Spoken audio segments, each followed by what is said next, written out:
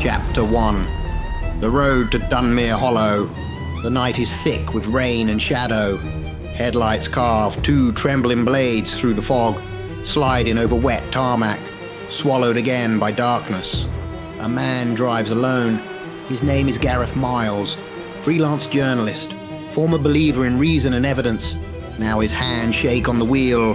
The speedometer trembles past 60. He isn't driving toward anything. He's driving away. Wind lashes the hedgerows. Branches arch overhead, forming a tunnel that squeezes the moonlight to a thin silver thread. Gareth's breath fogs the inside of the windscreen. He wipes it with his sleeve, eyes dart into the mirror. Nothing there but mist, and yet he feels pursuit. Flashback, 2 nights earlier. A candlelit room, the smell of dust and old ink. Hidden microphones, a camera tucked inside a satchel. Gareth's voice low. My editor says there's a man called Khan Vexler. Some kind of philanthropist, but the whispers say he leads a cult. They meet here, under the old church. The door creaks. Figures in black robes, symbols drawn in ash on the floor. When they speak, the air vibrates. Words not meant for human tongues. A flare of crimson light, then silence, and Vexler's eyes on him. A smile that knows everything. Truth has a price, Mr. Miles. You wanted to see power. Now it will see you. Back to the car. Gareth grips the wheel tighter. Rain drums harder. The wipers screech. Fog thickens into smoke that seems to pour from the treetops, folding across the road like living tissue. He mutters into the dark. They did something to me. I can feel it. Second flashback. Earlier that day. A coffee-stained newsroom. Gareth sits opposite his colleagues. Helen, his face pale, eyes hollow. You ever wonder if evil's just energy? These people, Vexler's people, they can use it. They don't worship demons, they make them. Helen frowns. You need rest, Gareth. No, they cursed me. I can feel it closing in. It's real, Helen. He reaches for her hand, but the lights flicker. A draft whispers across the desk. Somewhere outside, a dog howls at daylight. Back to the present. The fog collapses onto the road, thick and swirling. The trees groan as if pushed aside by something vast. Gareth slams the brakes. Too late. The ground shakes. A line of enormous invisible footprints strides through the forest, snapping branches, hissing steam from the mud. Then, impact. A roar of metal. The windscreen bursts white. Gareth's car skids, flips, lands half sideways in the ditch. Silence. Only the hiss of the engine and his ragged breathing. He blinks through blood. For a heartbeat. It's over. Then the night trembles again. A shadow falls across the wreck. Something unseen presses down. Steel groans. Glass bursts outward. The roof caves like paper. Gareth's scream is swallowed by the sound of crushing metal, and then by the silence that follows. A single slip of rune-covered parchment flutters from the open door, lands on the wet road, and slides into the fog.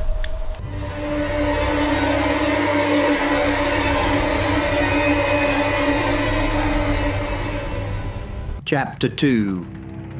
The call. The room was small, unremarkable. The kind of rented house that could disappear into any town. A kettle steamed on the counter. Maps and photographs lined the wall beside a half-packed weapons case. This was one of their many bases. Safe houses scattered across the country like quiet scars on a map. Lucas sat at the table, thumbing through a worn notebook, the glow of his phone lighting his face.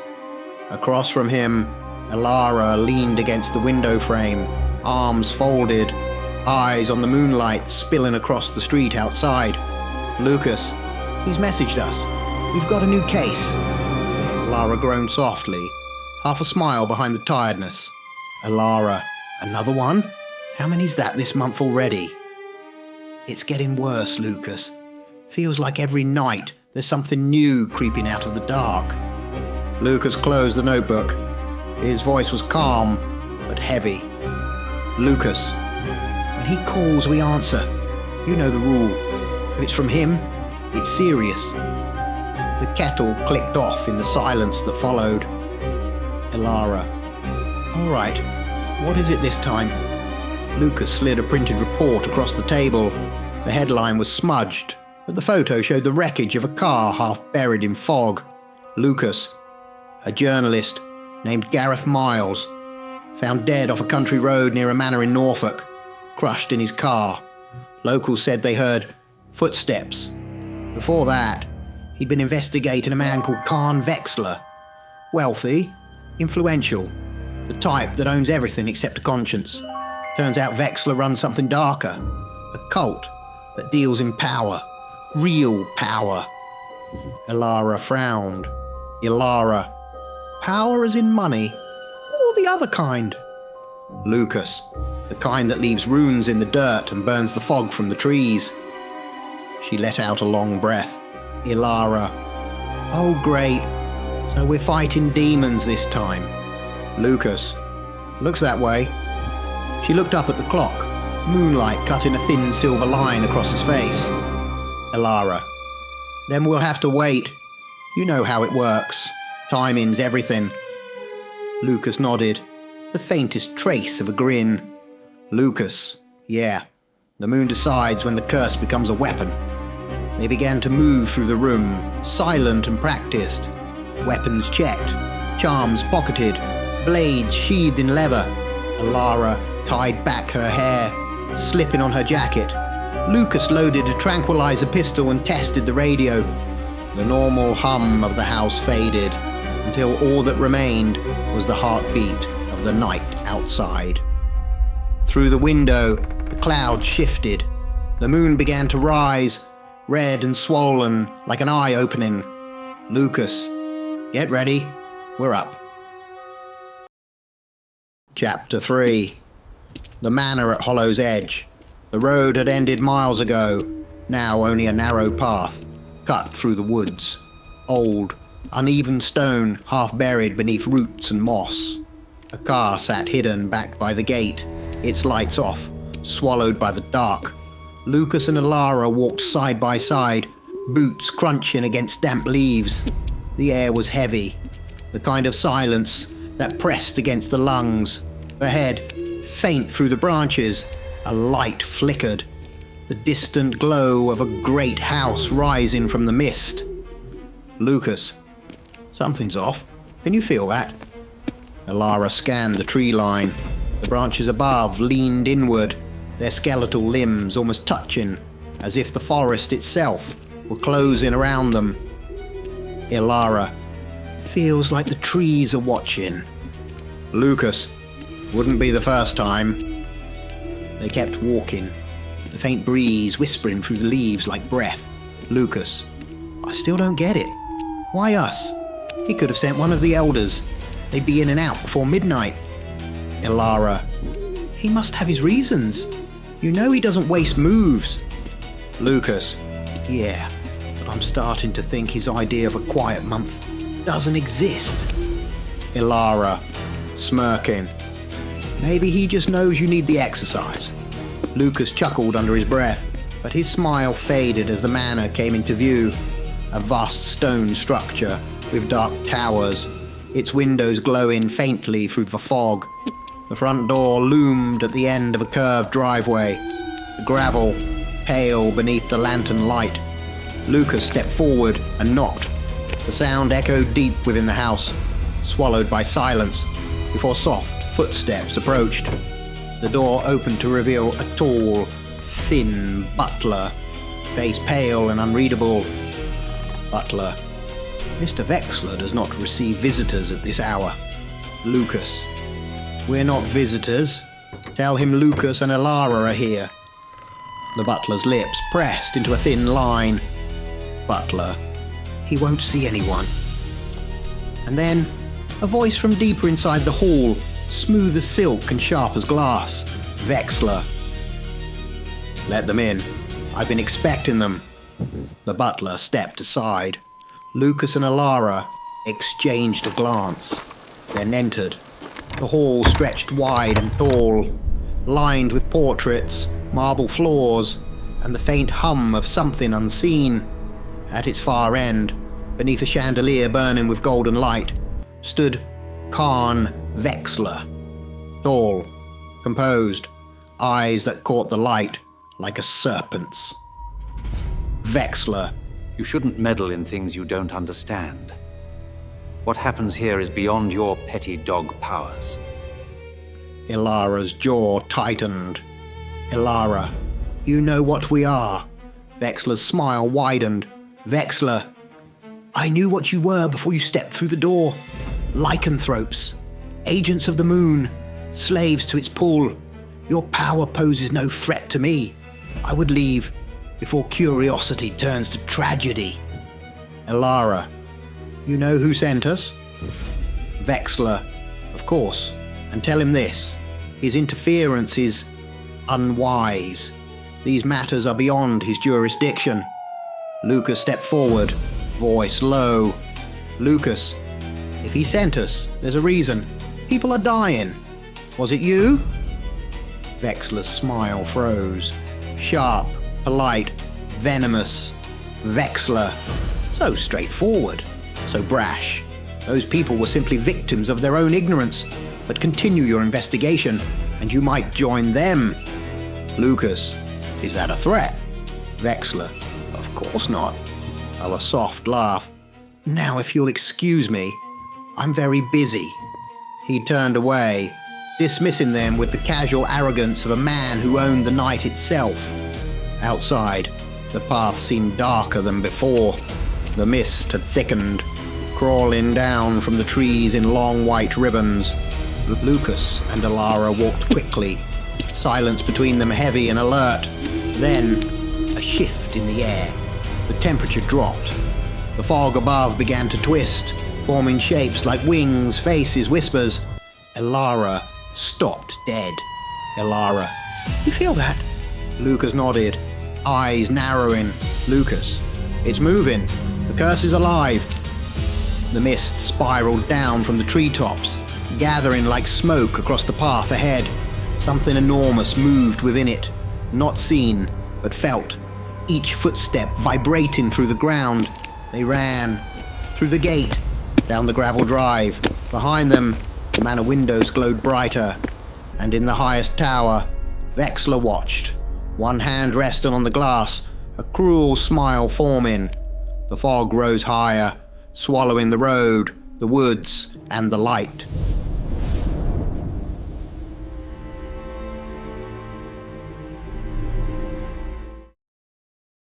Chapter 4. The Man Who Spoke to Spirits. Rain lashed against the windows of the small safe house. The storm outside sounded alive, not random, but rhythmic, like breath. Inside, Lucas and Alara stood near the table, the faint blue glow of the moon leaking through the blinds. Their equipment was laid out. Blades, silver rounds, tranquilizers, charms. Everything they had collected over years of hunting the unnatural. Lucas, tonight's the moon. Alara, yeah. She checks her watch. But I don't think it'll help us this time. Lucas looked up, puzzled. Lucas, what do you mean? Alara, our power, it's primal, physical. We're beasts when the moon rises, not mystics. Whatever that thing is, spirits, demons, we can't touch it. Not like this. Lucas sighed, running a hand through his hair. Lucas, so how do we fight something that doesn't bleed? Alara, we wait. Maybe he'll contact us. Maybe... Knock, knock. Both froze. The sound was soft, deliberate. Too calm for the hour. Lucas grabbed his sidearm. Alara reached for the curved blade resting on the counter. No one should know where they were. Knock, a second time. Slower. Lucas moved to the door. Voice low. Lucas, who's there? A pause. Then a calm, steady voice. Voice. Lucas, Alara, It's Samuel Dent. He sent me." They exchanged a look, suspicion and curiosity wrestling behind their eyes. Alara. "Dent? Who the hell is—" Lucas. "Wait." He lowers his weapon slightly. "He said he sent him." Alara's expression shifted. Understanding, dawning. Alara. "He?" Lucas. "There's only one he." Carefully, Lucas unlatched the door. A man stepped in from the storm. Samuel Dent. Tall, coat dripping with rain, a silver chain around his wrist, and a small wooden charm in his hand. His eyes looked tired, like someone who had seen too much of both worlds. Samuel Dent. So, you're the two werewolves I've heard so much about. Seems you've got a problem with things not quite of this world. He drops his wet coat on a chair. Well, I might be able to help. Lucas kept his weapon lowered but ready. Lucas. "And who sent you again?" Samuel Dent. "He did." Alara. "And who exactly is he?" Dent smirked. Samuel Dent. "Come now, we all know who he is." A knowing look. "Anyway, he told me you've got a problem with spirits. Demonic, normal. Doesn't really matter. The rules are similar." Lucas raised an eyebrow. Lucas. "So what are you then? Ghostbusters?" Samuel Dent. "Yeah, I've heard that one before." A slight grin. "Seems your friend Serana calls me that too." Alara blinked. Alara. "You know Serana?" Samuel Dent. "Yes. She helped me not long ago. So now I owe him a favour." He looked around the room, studying the maps, the scattered notes, the photo of Gareth's wrecked car. Samuel Dent. "This man, Vexler, he's not just summoning power. He's channeling it. Something demonic, old, something he can't control, and now it's leaking into the world." Alara. "You can sense that." Samuel Dent. "Better than that." He tapped the wooden charm in his palm. "I can talk to them. Spirits, demons, the dead. Not in the way those TV mediums do. No knocking tables, no cheap seances. I mean real conversation, influence, sometimes persuasion." Lucas. "So you're saying you can tell it to stop?" Samuel Dent. "If it listens." A half smile. "He told me once that my reach isn't just to spirits. It extends higher, to the things that command them." Alara folded her arms. "Alara, you're saying you can talk to upper-level demons?" Samuel Dent. "I can try, but I'll need protection. If you two decide to turn into wolves tonight, please try not to kill me." Lucas chuckled, the first laugh of the night. Lucas. "No promises." Samuel smirked, shaking his head. Samuel Dent. "Yeah, that's what Serana said too." The wind outside howled, rattling the windows. The clock struck midnight. The moon broke through the clouds, red and burning. The three of them turned toward it, each feeling the pulse of power crawling beneath their skin, and for the first time, it wasn't the moon that felt dangerous. It was what waited beneath it.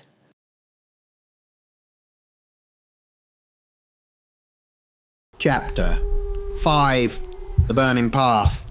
The forest road shimmered with mist as Lucas, Alara, and Samuel Dent made their way towards the manor.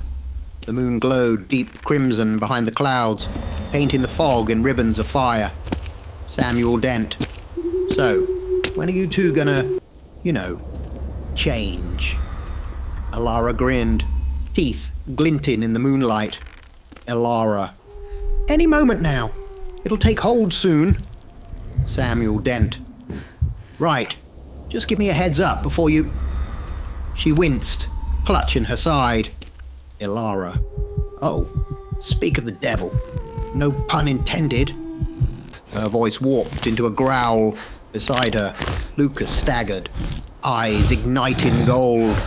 Their skin rippled, bones shifting, muscles tightening beneath the moon's pull. Fur burst across their arms. Hands became claws. When it ended, 2 towering werewolves stood upright on the path.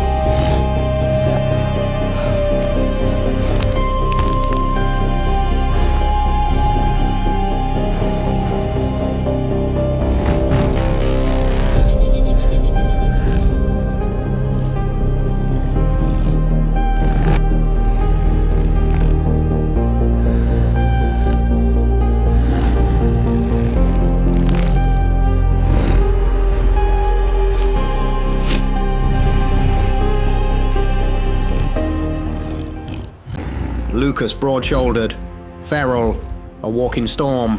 Alara lean, swift, eyes sharp with firelight. Samuel stared, half awed, half terrified. Samuel Dent, you guys do know who I am, right? You're not going to eat me or anything. Both wolves turned their glowing eyes toward him, silent, watching. Samuel Dent, I'll take that as a yes. They began walking again, the ground trembling softly beneath their steps. Branches swayed overhead like bowing sentinels. Samuel Dent muttering, you know, honestly, I've never felt safer in my life. 2 werewolves as bodyguards. This is pretty cool.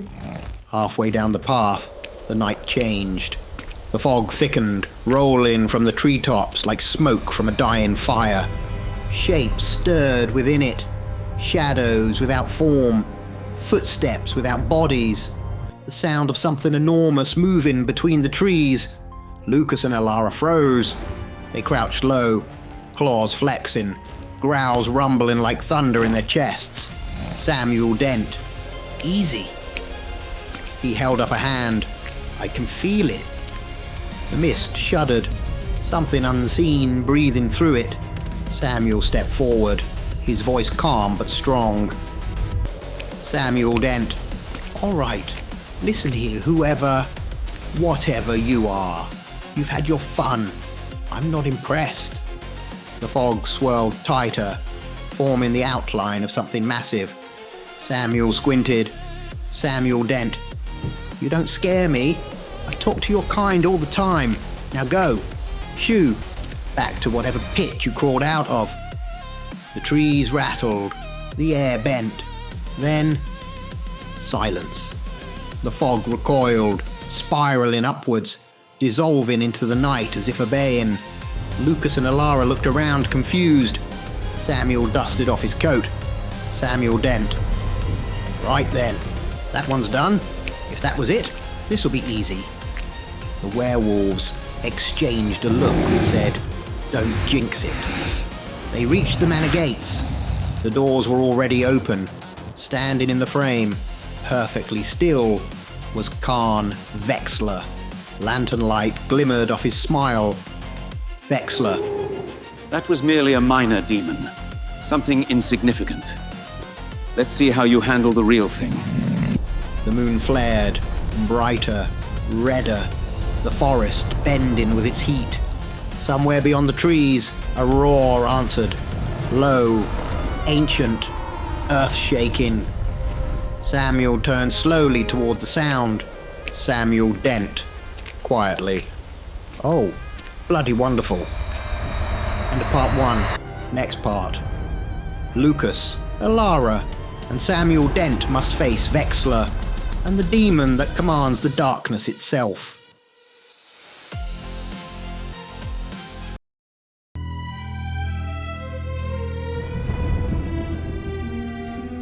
Have you followed Professor Shadow yet?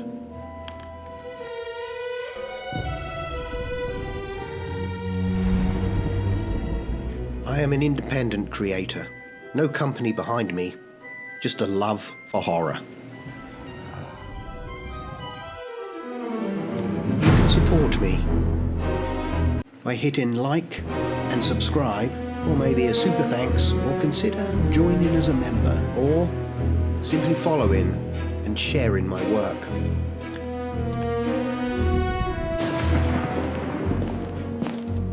You heard him, so hit that follow button.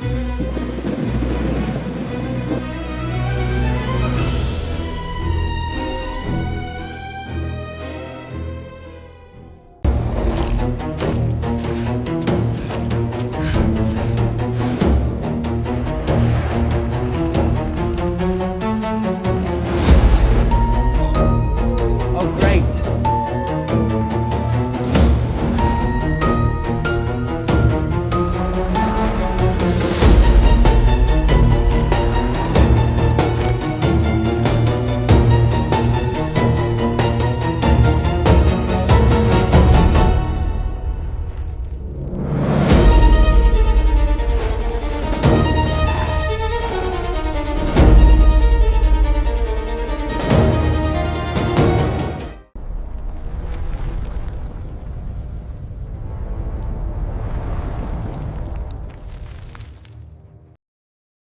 Chapter 1.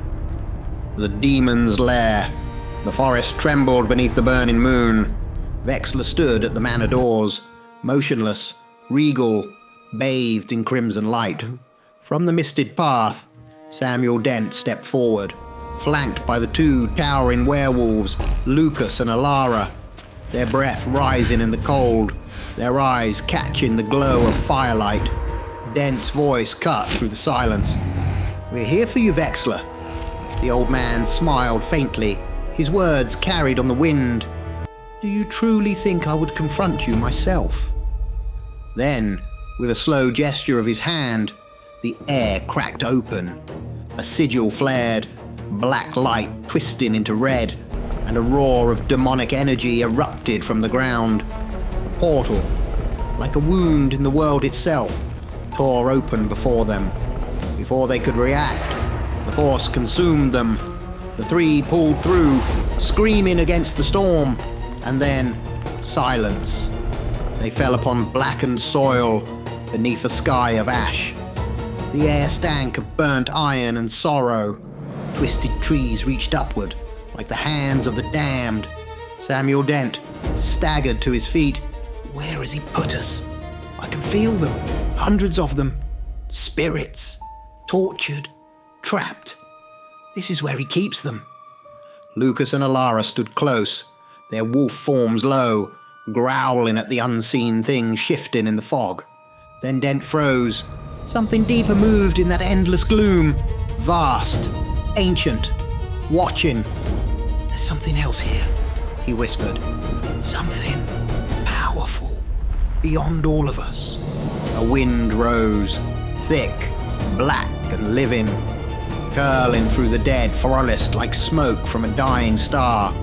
The ground shook as a shape began to form within the cloud, and then the roar came. Chapter 2. The hunt in the Ashlands.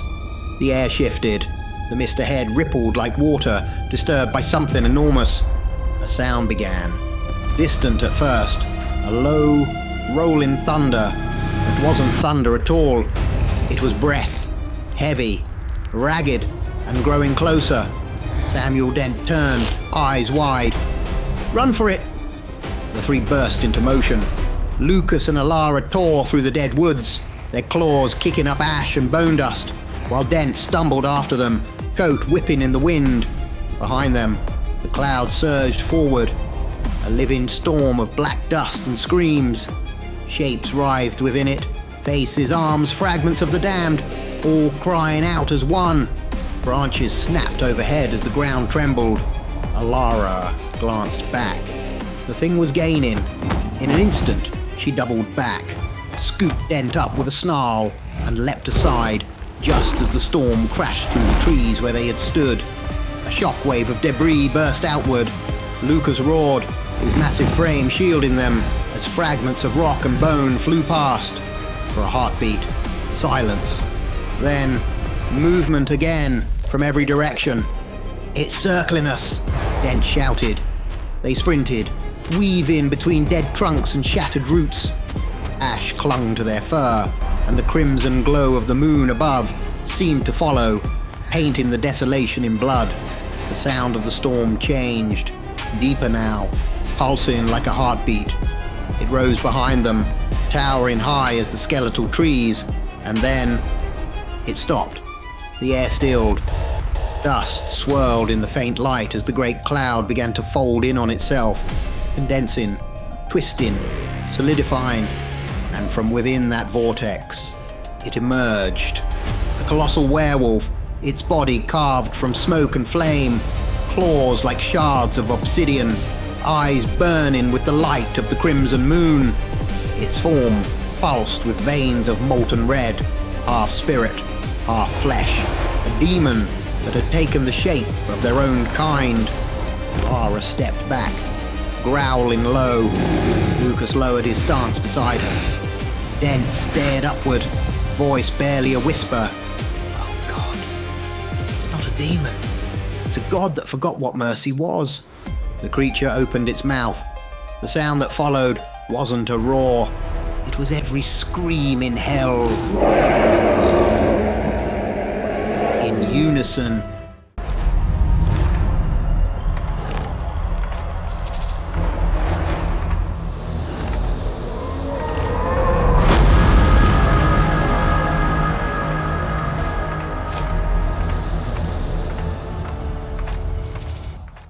Chapter 3. The Demon Wolf. The ground shook as the thing stepped forward. It wasn't a creature. It was a mountain that breathed. The demon wolf loomed above them, its form so vast that its claws crushed trees into splinters with every step. Its skin was shadow and smoke, molten cracks of red pulsing beneath like rivers of fire. When it exhaled, the air rippled with heat and the smell of death. Lucas and Alara stood beneath it, tiny against the impossible scale. For a heartbeat, none of them moved. Then Dent's voice broke through the thunder. "Now I see why he didn't send an elder." They'd have been crushed before they even saw it come in. The beast turned its head, slowly, deliberately, and looked straight at them. Its eyes burned with twin suns of hatred. "Give it a runaround," Dent shouted. "Keep it busy. I'll try to influence it." The werewolves darted in opposite directions, blurs of muscle and fur cutting through the fog. The demon wolf's roar rolled across the wasteland like an earthquake. It struck down with a claw the size of a carriage, the ground exploding where Lucas had stood seconds before. Alara leapt, clinging to a shattered trunk, flipping backward as the creature's breath ignited the air beneath her. Lucas dashed in low, claws raking the surface of its leg, but the blow did nothing, not even a scratch. "It's not working," Dent shouted. He closed his eyes, raising a trembling hand. The air shimmered around him, symbols burning briefly in the smoke. He reached for its essence, tried to grasp it, to command it, but it was like trying to hold lightning. "I can't," he gasped. "I can't break through to this one. This thing isn't bound by spirit law. It's beyond even me." The creature roared again, lowering itself, jaws opening wide enough to swallow the three of them whole. "Move," Dent yelled, but the wolves already had. They sprinted across the blackened field as the demon wolf's head crashed into the ground behind them, the shockwave throwing them forward. Dent stumbled, too slow. The monster's shadow fell over him, claw rising. At the last second, Alara darted back, seized Dent by the collar, yanked him off the ground. She carried him awkwardly across her arms like a child as they sprinted through the ash. "You could have warned me first," he coughed, holding tight as debris rained down. "This is not my preferred method of travel." Lucas barked something between a growl and a laugh as they bolted toward the jagged rocks ahead. Behind them, the creature howled. The sound so loud the sky itself seemed to tear. They reached a cluster of massive stone formations, black as coal and slick with ash. Lucas leapt first, smashing through a narrow gap that opened into a hollow beneath the rocks. Alara dove in next, sliding Dent onto the ground as they pressed themselves against the cold stone. Outside, the demon wolf's footsteps thundered past. For a long moment, all was still, only the echo of its roars fading into the distance. Dent exhaled, chest heaving, covered in ash. "Well," he said finally, dusting off his sleeve, "if anyone asks, I absolutely had that under control." Alara glared at him. Lucas growled quietly in response. Dent sighed. All right. New plan. We hide, we think, and we pray it doesn't sniff us out before sunrise." The cave shuddered as another distant roar rolled across the ashlands. The light of the burning moon filtered through cracks in the stone, bathing them in red. And somewhere, far beyond the mist, Vexler was watching.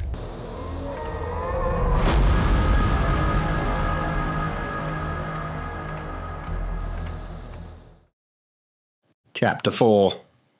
The Whispering Dead. The cave was silent, except for the sound of breathing. Slow, ragged, uneven. Ash drifted through the cracks in the stone like falling snow. Samuel Dent sat slumped against the wall, coat torn, eyes fixed on the narrow slit of red light bleeding in from outside. Beyond that light, something massive was moving. The two Lycans, Lucas and Alara, crouched near the entrance, hulking silhouettes against the gloom. Steam rose from their fur with every breath.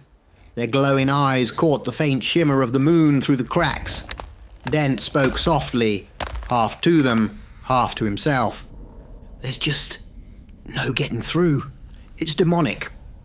Not lesser, not bound. A major, more powerful than anything I've ever felt." He dragged a hand through his hair, leaving a smear of soot across his face. "I can't influence it, can't reason with it. It's not a creature of logic or will. It's hunger given shape. Once it's ready, it'll smash through this rock like it's cracking an egg." The Lycans said nothing. They only watched him, intelligent eyes, silent, waiting for something he didn't have.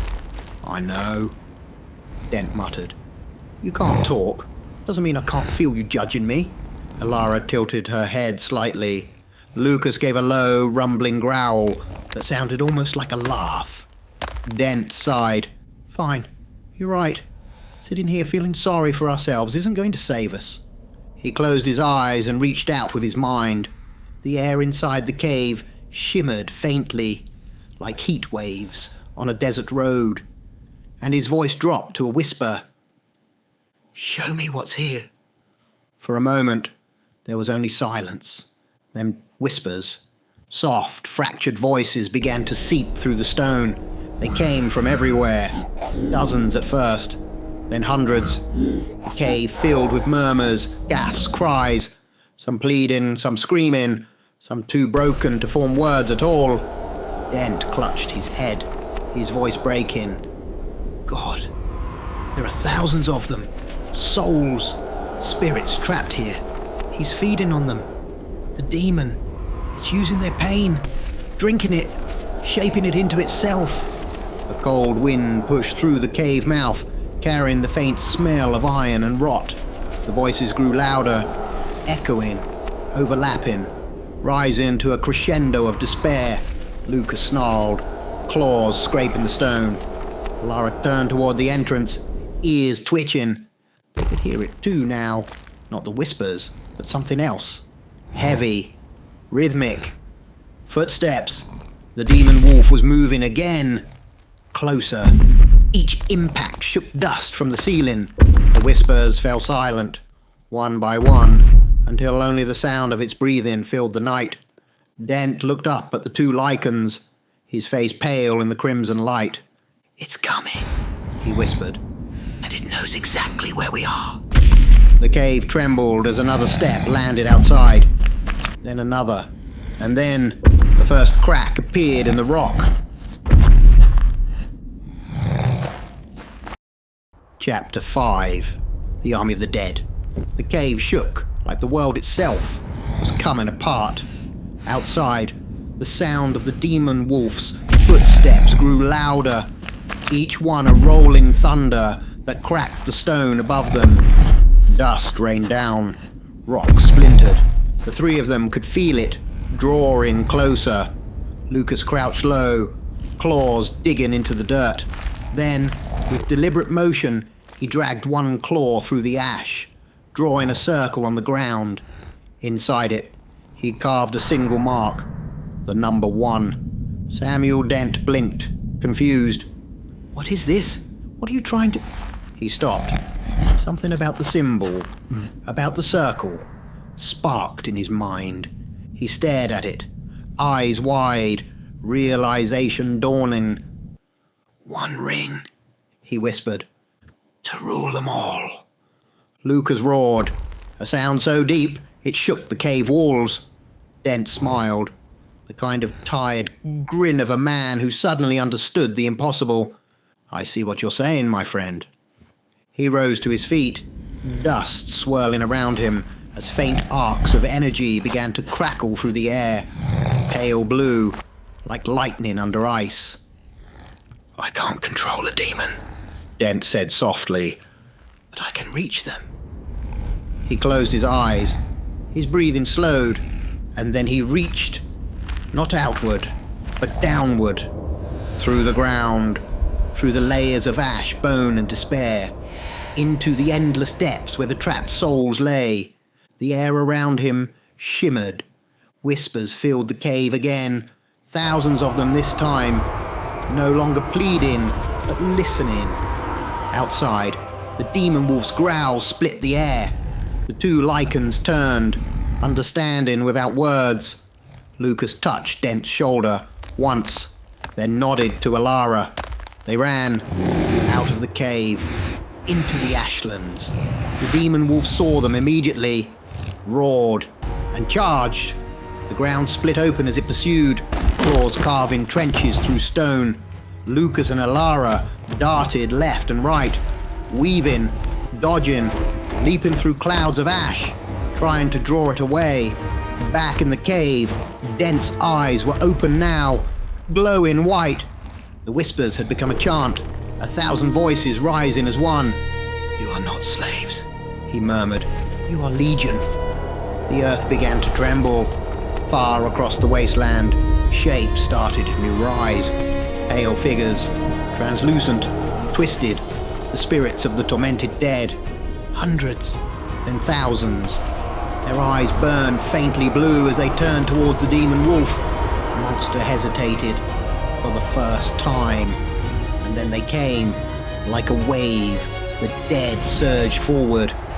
An army of ghosts, howling in fury, swarming up the demon wolf's massive legs, tearing into its smoky flesh.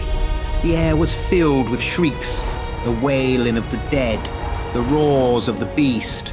The lichens watched in awe as the spirits climbed, thousands of them, clinging, clawing, boring into the demon's body like living vengeance.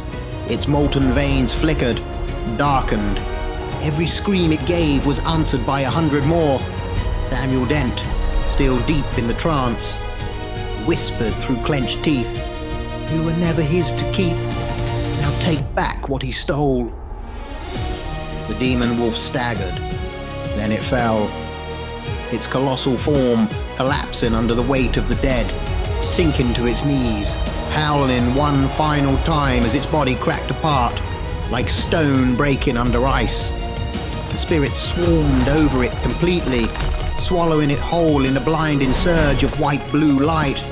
When the light faded, there was only silence, a field of ash, and 3 figures, 1 man and 2 beasts, standing amid the ruins of a god.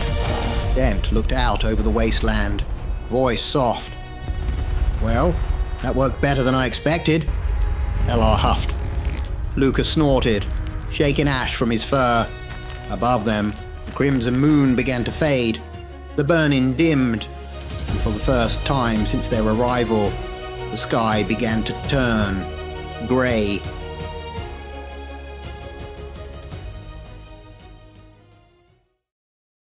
Chapter 6.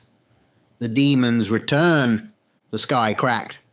The ashlands trembled as the last remnants of the demon wolf dissolved into light. A wind tore through the dead forest, pulling at everything. Trees, bones, dust, even the air itself. Samuel Dent looked around, feeling the change. The world was breaking. The ground split open in glowing purple veins, energy bleeding upward like liquid lightning. "I think we overstayed our welcome," he muttered. Lucas and Alara stood beside him, fur rippling in the current. The horizon folded inward, collapsing into a whirl of violet mist. Dent looked up, shielding his eyes. "Well, that's new."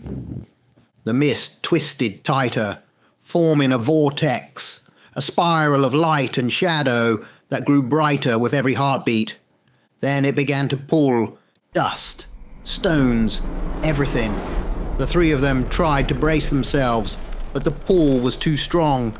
The vortex screamed open, swallowing them whole in a rush of light. When the world reformed, they were standing once again before Vexler's manor. The night was still, eerily quiet. The burning moon hung high, its glow faint but watchful. Vexler stood at the open door, hands folded neatly behind his back. He was smiling. Dent straightened his coat, brushing ash from his sleeves. "We're back." Vexler: "Indeed you are."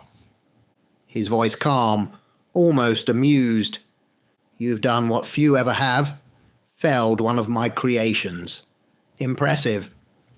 He took a slow step forward, eyes glinting. "But you see, that was just one, and I have plenty more."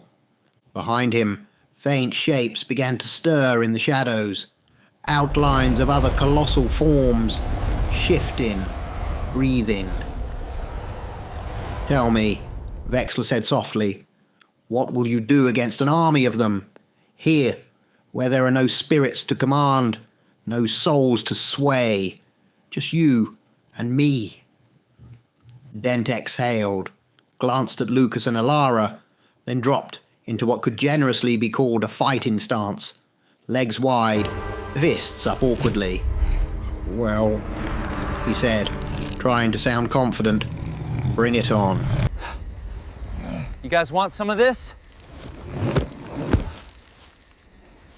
Vexler raised an eyebrow. The lichens lowered themselves beside Dent, growling, claws gleaming in the moonlight. The wind shifted, the forest groaned, and from the darkness behind the manor, movement. Dozens of shapes towering, crawling, each radiating the same red glow. Dent grinned weakly. "Oh, you've got to be kidding me."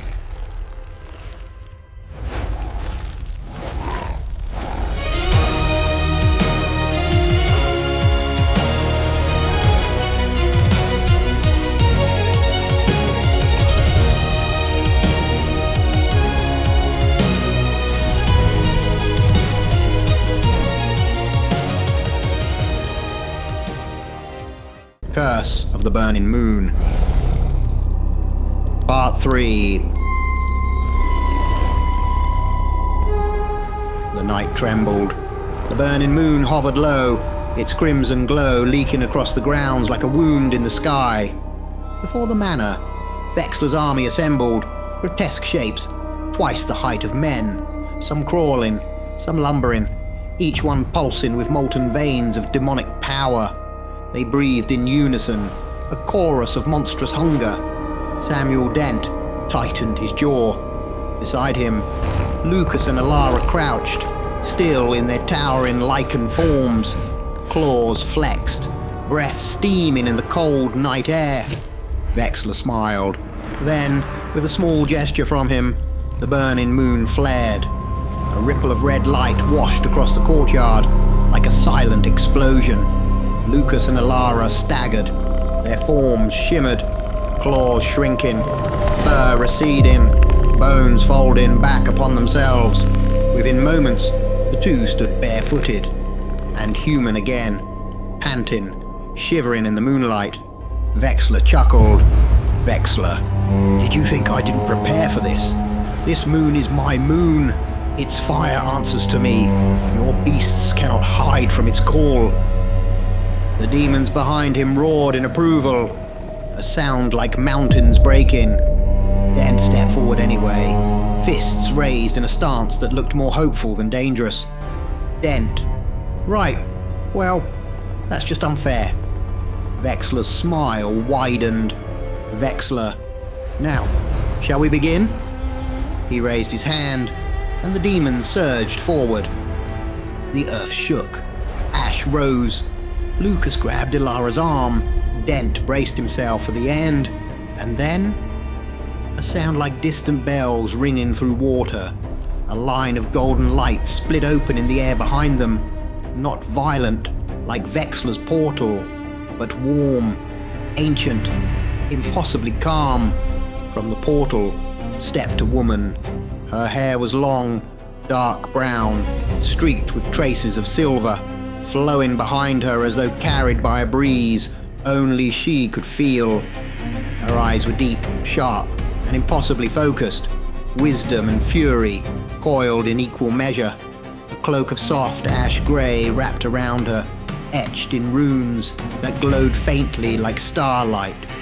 Isolda, the enchantress, Eldritch's old ally, a witch of old blood, one of the few who walked comfortably between the living and whatever waits beyond. Vexler's smile faltered. Isolda, that will be quite enough. Her voice carried like a calm whisper, yet it froze the entire battlefield. Vexler straightened, annoyance flickering across his face. Vexler, you dare interrupt? He didn't finish. Isolda raised her hand. Just one, a simple motion. The runes on her cloak ignited. A vast circle of golden sigils exploded outward. Silent, bright, unstoppable. The demons charging toward them froze mid-stride. Their bodies shuddered, flickered, and began to dissolve as though sunlight were burning away shadows. Within seconds, the entire legion evaporated, torn from this plane as effortlessly as dust blown from a table. Silence. Ash drifted down like snow. Dent stared. Lucas blinked. Alara whispered, "What? What did you just do?" Isolda stepped forward, brushing a strand of hair from her face. Isolda, they didn't belong here. Her gaze turned toward Vexler, and neither do you. Vexler exhaled slowly, his previous amusement returning, though thinner now, hiding a crack of unease. Vexler, you banished one army. I can summon more. Isolda tilted her head. Isolda, and every time you do, I'll be here. And I will unmake them just as easily. The wind shifted. The burning moon pulsed. The air between the four heroes and Vexler tightened like a drawn bowstring. Isolda clasped her hands calmly. Isolda, so, shall we finish this?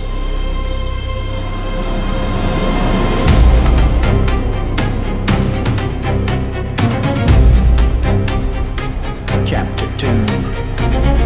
The Gathering Storm. Vexler's eyes narrowed, the first hint of fear breaking through his arrogance.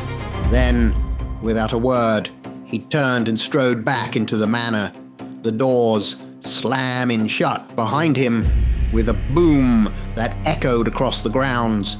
The moment he vanished, the courtyard went still. Ash drifted. The burning moon pulsed faintly above. Isolda exhaled. Lucas rubbed the back of his neck. Alara wiped soot from her forehead. Finally, Alara stepped forward, voice quiet but sincere. Alara, "You're Isolda, aren't you? Eldritch spoke of you, said you were one of his closest allies." Isolda smirked, brushing a lock of brown hair from her eyes. "Isolda, a close friend? Darling, who isn't a close friend of Eldritch?" The man walked through realms the way most people walk through gardens. Lucas nodded proudly, as if this confirmed something obvious. Dent blinked. Wait, so everyone just casually knew the greatest supernatural being ever? Isolda shrugged. "Pretty much, yes." Dent turned to Lucas, gesturing wildly. "Dent, see, that explains everything. All the weird stuff he did, all the flying wolves, the screaming moon, the zombie village." But Lucas raised a brow. "Lucas, Dent, you didn't handle any of those situations well." Dent puffed his chest in mock offense. "Dent, I handled them. Badly maybe, but I handled them." Lucas grinned. "Lucas, sure, let's go with that." Alara snorted, trying not to laugh. Isolda crossed her arms, amused. "Isolda, you two are exactly the type Eldritch kept around. Helps relieve the pressure of preventing world-ending catastrophes on a weekly basis." Dent bowed dramatically. Lucas tried to bow too, but stumbled. Before anyone could tease him, the manor trembled. A low hum vibrated through the earth, deep, ancient. The windows glowed red, runes ignited across the old stone walls, crawling along the masonry like living veins. Smoke, thick, black, choking, billowed from the roof. Inside, something was being summoned. Something big. Alara stepped closer to Isolda. "Alara, he's doing it again. The summoning. He's pulling more through." Isolda's face hardened. "Isolda. So predictable. He always did enjoy overcompensating." The front doors shuddered, then blew open with a blast of hellfire. Vexler emerged, his hands dripping with glowing red sigils. Behind him, shapes towered like mountains, far bigger, far darker than the creatures they had seen before. Their eyes burned white hot, not red. Their bodies crackled with energy from a higher plane, the kind of spirits legends warned could break continents. Vexler smiled, confidence fully restored. "Vexler, these are not your petty lesser demons, Isolda. These are born of the higher abyss, untouched by mortal or spectral influence. Even you cannot banish them." Isolda only smiled, a calm, amused smile, the smile of someone who knows the ending of a book, while everyone else is still on chapter 1. Isolda, "Oh, Vexler, I didn't come alone." The ground rippled, a faint tremor, a distortion in the air, a rising tension like the moment before lightning strikes. Isolda's voice softened, almost with pity. "Isolda, I brought someone very close to Eldritch, someone who's not just angry at him, but furious that he vanished without a word."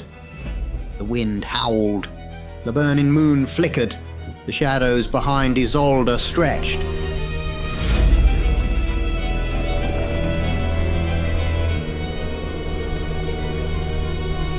The rune of returning. The earth shook beneath their feet as Vexler's higher realm demons pressed against the veil.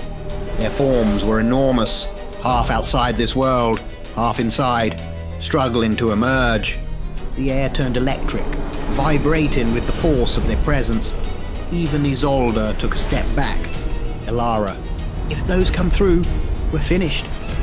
Vexler raised his arms, runes glowing like molten iron. "Vexler, Behold the true power of the burning moon. The veil tore wider, a ripping sound like metal screaming. Isolda lowered her gaze, her expression shifting from concern to calm certainty. She reached into her cloak, her fingers closed around something ancient. She withdrew a flat circular talisman, carved from a material older than stone, older than magic itself. Its surface shimmered with shifting symbols, runes that changed as they were looked at, refusing to be understood by mortal sight. Dent blinked. Dent. What is that? Isolda didn't answer. She simply whispered a single word. Isolda. Return. The talisman ignited, not with fire but with light. A gentle golden radiance that poured outward like dawn breaking over a battlefield. The higher demons froze mid-emergence. Their bodies flickered, their glowing eyes dimmed. Vexler's expression shattered into shock. Vexler! No, that's not possible. The talisman pulsed again. Each pulse struck the demons like a tidal wave, forcing them backward through the veil they had just broken. They clawed, roared, screamed, not in defiance, but in fear, as the portal itself folded around them, sealing shut with a thunderous crack. The smoke vanished. The runes died. The summoning circle collapsed into dust. Nothing remained but silence. Isolda lowered the talisman. Isolda. The rune of returning. Eldritch forged it. It sends anything back to the plane it came from. Even your toys, Vexler. Vexler trembled, not in fear, but in fury. Vexler, enough playing. I don't need an army. I don't need summoning circles. I will end you myself. His body began to glow, pulsing red, bloodlight bleeding through his skin. Alara stepped back. Alara, What is he doing? Isolda's eyes narrowed. Isolda. He's drawing directly from the burning moon. He's going to pour everything into one form.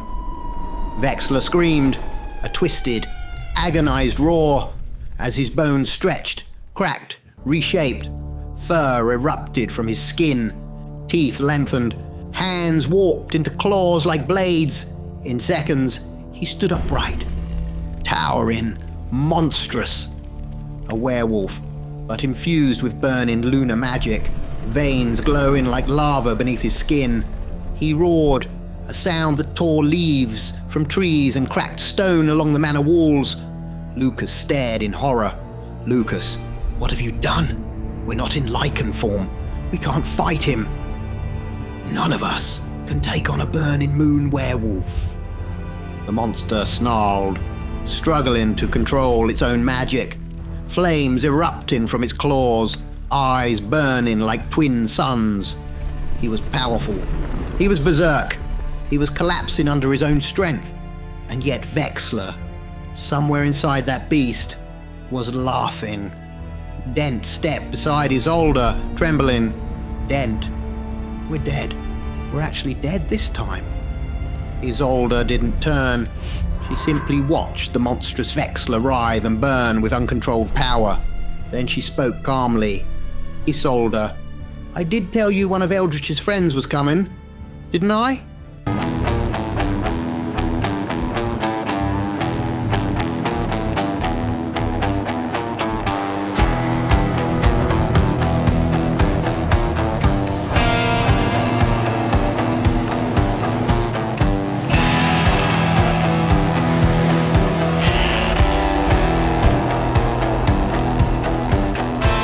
Let's dance. Chapter 4. The hunter returns. The night ripped open with the roar of an engine.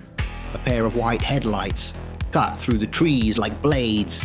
The sound grew louder, deeper, a growling thunder that made even the burning moon flicker.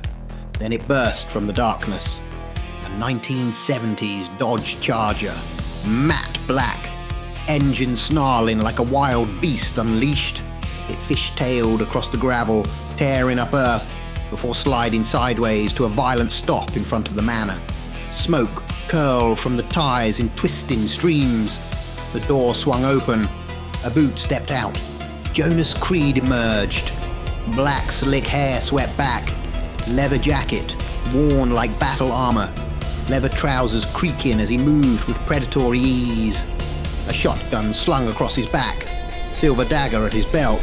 Silver nitrate rounds across his chest. Wolfsbane grenades clipped to his jacket.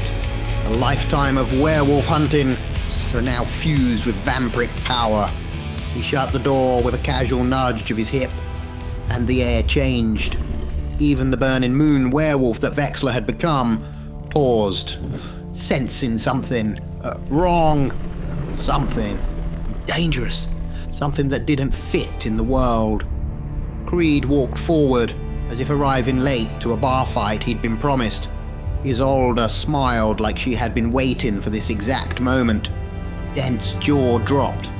Lucas whispered, "Lucas." "Oh no." Creed stopped beside them, nodded politely to Isolda, nodded to Lucas and Alara. Then he spoke. Voice smooth, modern, calm, but carrying the weight of someone who'd killed more monsters than most people had seen in their nightmares. "Creed, I hear you've got a wolf problem." He glanced towards the Burning Moon beast. Vexler, now a towering, blazing werewolf, snarled, molten light cracking along his limbs. Creed chuckled, a low, confident laugh. Creed, "Big one too. This is gonna be fun." Vexler roared, flames erupting from his claws. Creed rolled his shoulders, cracking his neck calmly. "Creed, do me a favor. Don't die before I get there." Dent whispered behind him, trembling. "Dent, that's Jonas Creed. But he's... Isolda finished for him. Isolda. "Yes, Eldritch brought him back. And yes, he's a vampire now." Lucas swallowed. "Lucas, a vampire fighting a werewolf. He'll get torn in half." Isolda smirked. "Isolda, he isn't just a vampire. Creed hunted werewolves his entire life. He killed alphas as a mortal. Now he's something else entirely." Creed unslung his shotgun, loaded a silver round, casually, like making breakfast. Creed, "All right then." Eyes glowing faintly crimson. "Let's dance." Vexler took a step forward, the ground shaking beneath him. Creed smiled wider.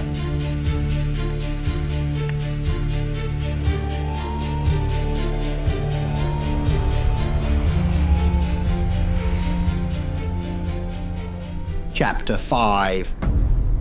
The Hunter versus the Burning Moon. The four stood frozen. Isolda, Lucas, Alara, Samuel Dent, all staring, breath quiet, hearts hammering, as Jonas Creed, newly vampiric and eternally fearless, charged straight at the Burning Moon Wolf. The beast roared, a molten, earth-splitting howl that cracked the stone beneath its claws. Flames bled from its fur. Its eyes were two blazing suns. But Jonas didn't slow. He ran faster, faster, then blurred, shadows stepping forward. With a boom of displaced air, he moved like a man who had dodged wolves his entire life. Because he had. The beast swiped, a claw the size of a man's torso. Jonas bent backward in a liquid arc. As the strike missed him by inches, Alara whispered in disbelief, "Alara, he shouldn't be able to do that." Lucas replied, "Lucas, he always could. The only thing that changed is now he can survive it." The Burning Moon Wolf lunged, full speed, the ground trembling under its charge. Jonas grinned. He met it head on. Just before impact, he launched upward, springboarding off a chunk of broken stone, flipping over the wolf's skull as his jaws snapped shut beneath him. He landed in a slide, shotgun firing silver rounds into the creature's blazing ribs, not to kill, but to anger and unbalance it. Dent murmured, "Dent, he's enjoying himself." And he was. Jonas darted under another enormous claw, swept low, and drove a silver blade into the creature's ankle joint. It roared in searing pain, the moonfire around its legs buckling. Jonas vanished into shadow, reappearing on its back for half a second, then vanished again before it could reach him. A dance, a deadly rhythm only Jonas Creed had ever mastered. The wolf reared up, towering over the treetops, and Jonas reappeared right in front of its chest, shotgun raised. Creed, smile for me, he fired. The explosion of silver nitrate rocked the beast, pushing it backward. Its flames sputtered in agony. It staggered. Its footing slipped. Jonas moved in close, too close, using its own mass against it. He pushed off its arm, vaulted midair, and landed behind it as the Burning Moon Wolf collapsed onto one knee, then fell forward, snarling, defeated, not dead, but broken, beaten, forced to yield for the first time since the burning moon touched its blood. The creature rose shakily, looked at Jonas, and ran, a wounded meteor, crashing through trees, fleeing into the darkness. Jonas dusted off his jacket. The four stood astonished. Lucas's jaw hung open. Alara blinked, processing what she'd just seen. Isolda folded her arms, hiding a proud smirk. Dent whispered, awestruck, "Dent, he's insane." Jonas turned to them, grinning like a man stepping out of a bar fight he'd started on purpose. Creed, "Oh, this is the bit I love." He cracked his knuckles. Chapter 6. The Hunt of Jonas Creed. The Burning Moon Wolf fled through the night, a collapsing sun of smouldering fur and molten claws, crashing through the forest with enough force to split trees. Its roars rattled the earth. Its burning footsteps left glowing embers in the soil, and behind it, moving like a predator, carved out of shadow and vengeance, Jonas Creed hunted. No hesitation, no fear. This was where he belonged, in motion, in instinct, in the quiet thrill that came before a kill. His boots tore across the ground, almost hovering, as he blurred from tree to tree, shadow stepping, vanishing, reappearing in bursts of supernatural speed, silver shell loaded, silver blade at his belt, eyes burning with vampiric hunger. Creed, to himself, "Run, boy, makes it sweeter." The demon wolf thundered ahead, smashing through a fallen trunk. But Jonas was already there, sliding under its belly, carving a deep silver arc across its hide. The beast shrieked, skidding sideways. Jonas flipped backward, grinning. This was the first time in his life he wasn't outmatched. Not by size, not by speed, not by strength. Eldritch's gift had changed him, made him a creature that walked the line between monster and myth. He moved again, vaulting off a rock, landing on the wolf's back, slamming a silver knife into its shoulder.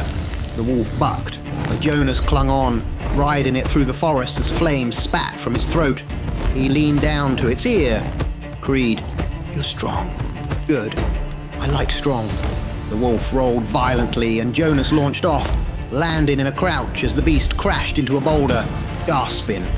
Weakened, Jonas stalked forward, slow, predatory, relentless. The Burning Moon Wolf, for the first time, backed away, a titan shrinking, a god thin, realizing another god had stepped into the arena. Jonas drew his silver sword. "Creed, end of the line." He lunged and landed atop the creature, pinning its throat with his boot, blade raised high, when a voice cut through the night. "Isolda, Jonas, stop." Jonas didn't even look back. A Alara and Lucas arrived seconds later, both breathless. Dent stumbled in behind them, bent over, wheezing. Alara. "You can't kill it! Not here, not now!" Lucas. "It's bound to the Burning Moon. If you strike now, you could rupture." Dent. "Something that explodes. Absolutely do not stab it." Jonas glanced back at them with a calm, almost bored expression. Then he smirked. "Creed, why? He's a wolf, isn't he?" And without hesitation, without fear, without letting anyone stop him. Jonas Creed drove the silver blade into the monster's heart. The Burning Moon Wolf released a final, trembling howl and collapsed beneath him, the fire in its veins extinguishing into dark smoke. Jonas stood over it, victorious. A hunter, a vampire, a legend reborn. He wiped the blade clean on its cooling fur. Creed, "Told you, this is what I do."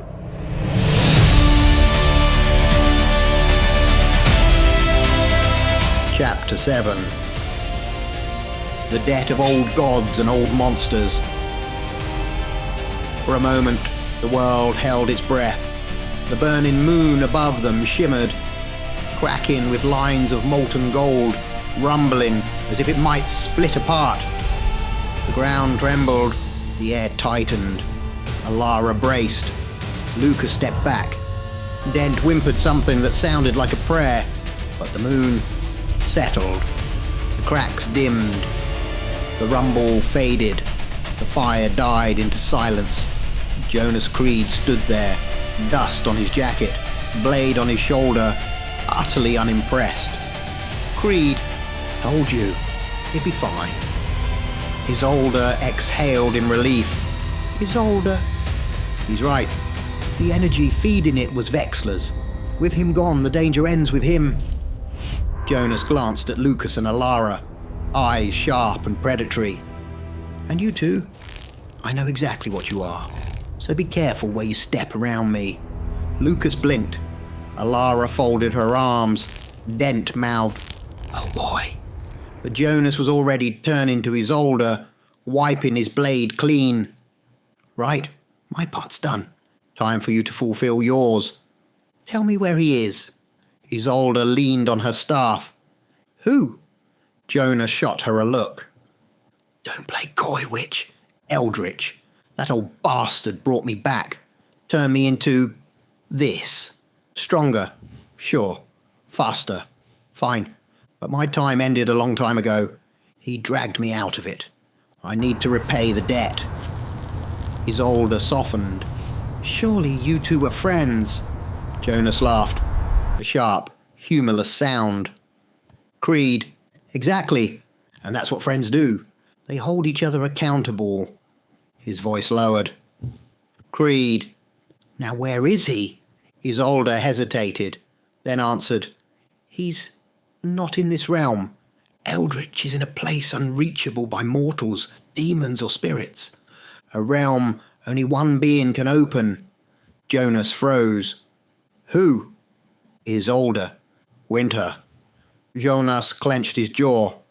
"You're telling me Winter sent him there?" Isolda, "To save everything, and because only Winter could. No one else can reach that realm. And Winter will not send you. Your presence there would disrupt the balance of that world entirely." Jonas stepped closer, voice low and dangerous. "What about the balance in me? What about the balance of Eldritch dragging me from death? Of turning me into this?" Isolda held his gaze. "Jonas, you can't simply walk into Winter's domain." Creed, "Watch me." With that, Jonas Creed turned, sheathed his sword, and strode toward his car. Dent whispered, Should someone stop him?" Lucas shook his head. "Are you going to stop him?" Dent swallowed. "Absolutely not." Jonas climbed into the driver's seat of his 1970s Charger.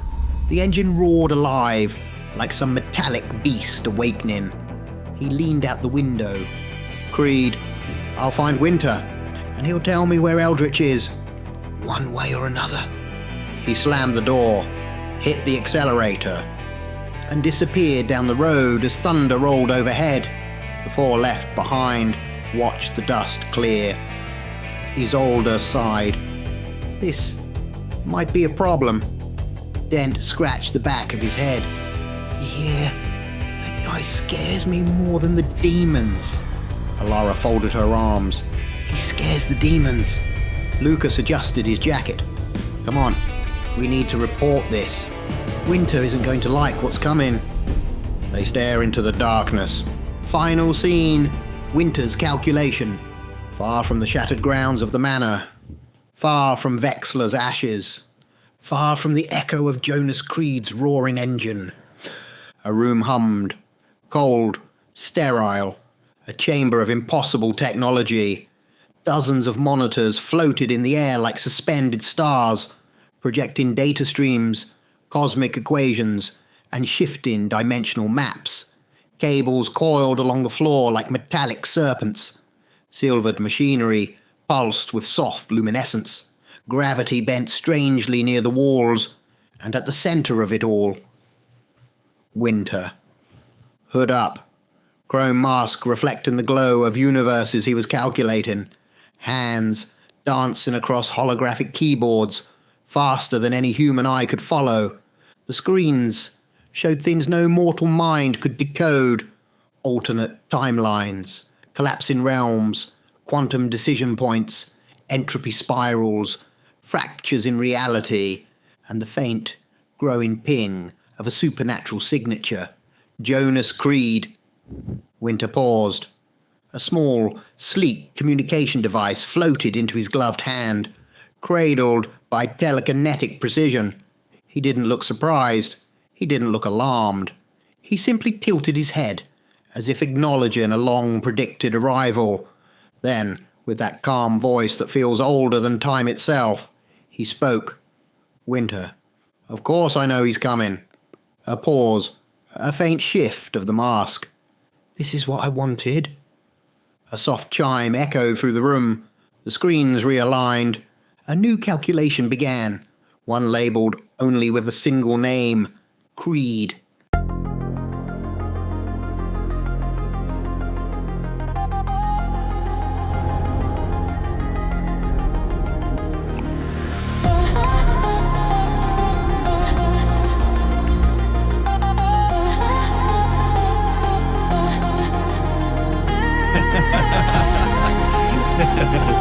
That's hilarious.